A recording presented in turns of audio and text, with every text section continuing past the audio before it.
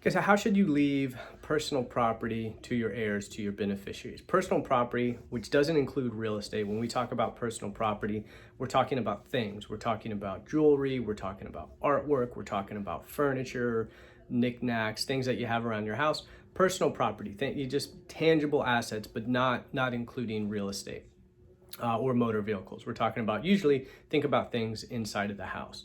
So how do you leave those things? Because really those are the things that most people end up fighting about. Those are the things that often family members, get upset about. Who gets the family pictures? Who gets the family heirloom that's been passed down from generation to generation?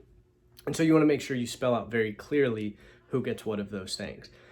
What you first want to look at is, what are the things that you specifically want to leave, right? Most people aren't going to say, oh, so-and-so is going to get, the Tupperware, so-and-so is going to get the cooking pans, that sort of stuff. You just kind of let people sort that out, right? What we're really talking about is either sentimental things or valuable things.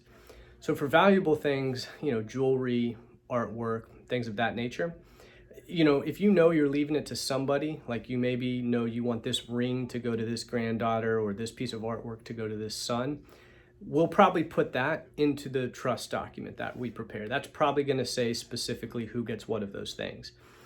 You could, if you wanted to leave it to multiple people, or if you're not specific, what might happen is those things will get appraised and then sold so the money's distributed, or see if the other person can buy the other people out. But generally, I would recommend, you want to spell that out. You want to say who gets what of those specific things, or else, again, they'll probably get appraised and then sold, and there can be a lot of fighting over that type of stuff. For the other things that maybe don't have, big value, or you're just not sure at that point, we might not necessarily put those things into the trust. What we might do is give you what's called a personal property memorandum, which is basically just a sheet of paper that you're going to sign at the end. And you're just going to say, hey, this family album goes to this person. This watch goes to this person, whatever it is.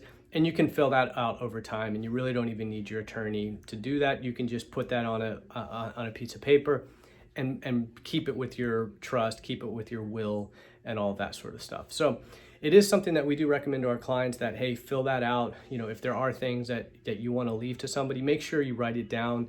Don't just leave it to chance, because again, most of your trust, your will, is probably going to say all personal property gets split equally, right? Which is fine, but again, then you might have an issue where one child wants one thing, but they both want it.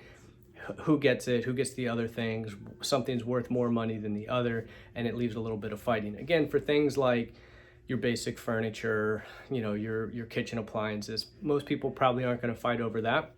But big ticket items, expensive jewelry, furniture, or family items, family albums, heirlooms, that sort of stuff that maybe has a little bit more sentimental value.